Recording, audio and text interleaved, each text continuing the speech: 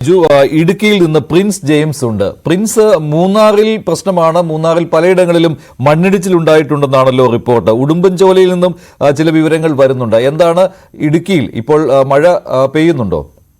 മഞ്ജുഷ്, ഇന്നലെ കഴിഞ്ഞ 2 ദിവസങ്ങളെ അപേക്ഷിച്ച് ഇന്ന് മഴയ്ക്ക് അല്പശമനമുണ്ട്. ഇടപെട്ട് മാത്രം ശക്തമാകുന്ന സാഹചര്യം. കഴിഞ്ഞ ദിവസങ്ങളിലൊക്കെ തുടർച്ചയായി മഴ പെയ്യുന്ന ഒരു അവസ്ഥയായിരുന്നു ഉണ്ടായിരുന്നു, കനത്ത മഴ പെയ്യുന്ന. എന്നാൽ ഇന്ന് അല്പം കുറവുണ്ടെങ്കിൽ പോലും മഴ പൂർണ്ണമായും മാറി എന്ന് പറയാനാവില്ല. ഇടയ്ക്കിടയ്ക്ക് അതിശക്തമായ മഴ പെയ്യുന്ന സാഹചര്യമുണ്ട്. നിലവിൽ പല ഭാഗങ്ങളിലും മണ്ണിടിച്ചിൽ ഭീതി നിലനിൽക്കുന്നു. കഴിഞ്ഞ ദിവസം തന്നെ കഴിഞ്ഞ രാത്രി തന്നെ കട്ടപ്പന ഈ ചെറുതോണി പാതയിലെ വിവിധ പ്രദേശങ്ങളിൽ മണ്ണിടിച്ചിലുണ്ടായിരുന്നു. ഒപ്പം അടിമാലി മേഖലകളിൽ മണ്ണിടിച്ചിലുണ്ടായി.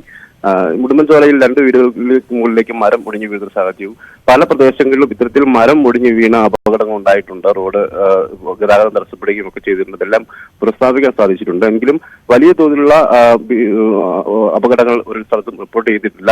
അതോടൊപ്പം തന്നെ ലോവർ പെരിയാർ പവർ ഹൗസിന് മുകളിലേക്ക് 2 ഫീഡറിന്റെ മുകളിലേക്ക് മണ്ണിടിഞ്ഞു വീണ് കല്ല് വീണ് ഫീഡർക്ക് കേടുപാടുകൾ സംഭവിച്ച സാഹചര്യം കൂടി ഉണ്ടായിട്ടുണ്ട്. എന്തായാലും നിലവിൽ മഴ നേരിയ കുറവുണ്ടെങ്കിൽ പോലും 1 മണിക്കൂറുകളിലൊക്കെ ശക്തമായ സാഹചര്യമാണ് ഉള്ളത്. കഴിഞ്ഞ ദിവസങ്ങളിലും ഉച്ചയ്ക്ക് ശേഷം അതിശക്തമായി മഴ മാറുന്ന സാഹചര്യം ഉണ്ടായിരുന്നു.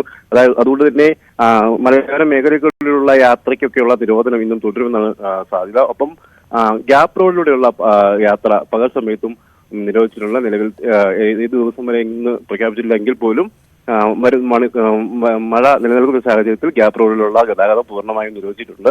പ്രത്യേകിച്ചും ദേവികുളം മുതൽ ചിന്നക്കനാലിലെ പവർ ഹൗസ് വരെയുള്ള ഭാഗത്തൂടെയുള്ള യാത്രയാണ് നിരോധിച്ചിരിക്കുന്നത്. ഈ പ്രദേശങ്ങളിൽ കഴിഞ്ഞ ദിവസങ്ങളിലും കഴിഞ്ഞ മഴക്കാലത്തുമൊക്കെ വലിയ തോതിൽ മണ്ണിടിച്ചിലും ഉരുൾപൊട്ടലും ഒക്കെ ഉണ്ടായി പ്രദേശമാണ് ഗ്യാപ് റോഡ്. അതുകൊണ്ട് തന്നെ ഇവിടെ അപകടങ്ങൾ സംഭവിക്കും, മരണം വരെ സംഭവിച്ച സാഹചര്യങ്ങളൊക്കെ ഉണ്ട്. അതൊക്കെ മുൻകരുതിയാണ് ഇപ്പോൾ ഗ്യാപ് റോഡിലെ ഗതാഗതത്തിന് ഒരു പൂർണ്ണ നിരോധനം പകൽ സമയത്ത് പോലും നിരോധനം ഏർപ്പെടുത്തിയിരിക്കുന്നത്.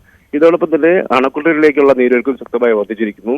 കല്ലാർകുട്ടി, കല്ലാറ്, പാമ്പള, മലങ്കര തുടങ്ങിയ ഡാമുകളിൽ നിന്നുള്ള വെള്ളം പുറത്തേക്ക് ഒഴുക്കുന്നുണ്ട്. അതോടൊപ്പം ഇടുക്കിയിലേക്കും മുല്ലപ്പെരിയാറിലും ഒക്കെ നീരൊഴുക്ക് ശക്തമായി വർദ്ധിച്ചിട്ടുണ്ട്.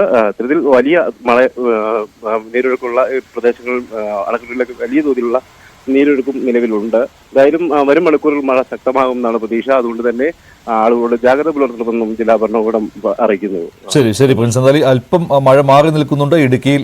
ഇപ്പോൾ പത്തനംതിട്ടയിൽ നിന്ന് ശശി നാരായണൻ കൂടി ചേരുകയാണ്. ശശി, പമ്പയിൽ ജലനിരപ്പ് ഉയർന്നാൽ അത് ബുദ്ധിമുട്ടുണ്ടാക്കുന്ന കാര്യമാണ് സമീപ പ്രദേശങ്ങളിൽ. എന്താണിപ്പോൾ ജില്ലയിൽ നിന്നുള്ള ഒരു അവസ്ഥ പത്തനംതിട്ടയിൽ?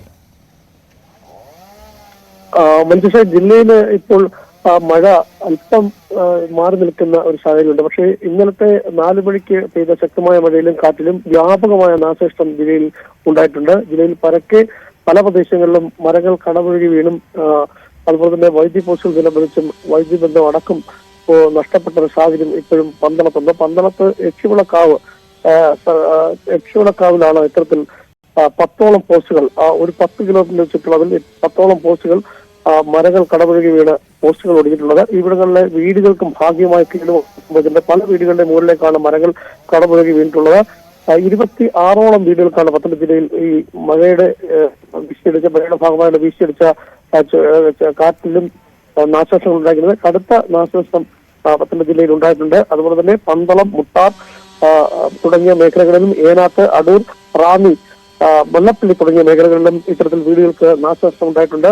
കനത്ത മഴ ഇന്നലെ 4 മണിക്ക് തുടങ്ങിയ മഴ ഇന്ന് പുലർച്ചെ വരെ ഉണ്ടായിരുന്നു. പക്ഷേ ഇപ്പോൾ മഴയ്ക്ക് നേരിയ ശമനമുണ്ട്. എന്നാൽ വനമേഖലകളിൽ മഴ ഉണ്ട് എന്നുള്ളതാണ് നമുക്ക് അറിയുന്ന.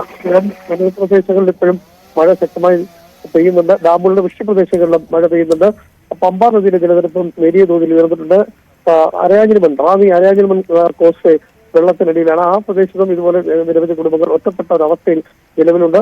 ഏതായാലും ഈ മഴക്കെടുതിയുമായി ബന്ധപ്പെട്ട് ജില്ലയിലെ പല പ്രദേശങ്ങളിലും മണ്ണിടിച്ചിലുള്ള പ്രദേശങ്ങൾ, അതുപോലെ തന്നെ താഴ്ന്ന പ്രദേശങ്ങൾ, ഇത്തരം മേഖലകളിൽ താമസിക്കുന്ന ആളുകൾക്ക് ജാഗ്രത നിർദ്ദേശം ഭരണകൂടം നൽകിയിട്ടുണ്ട്.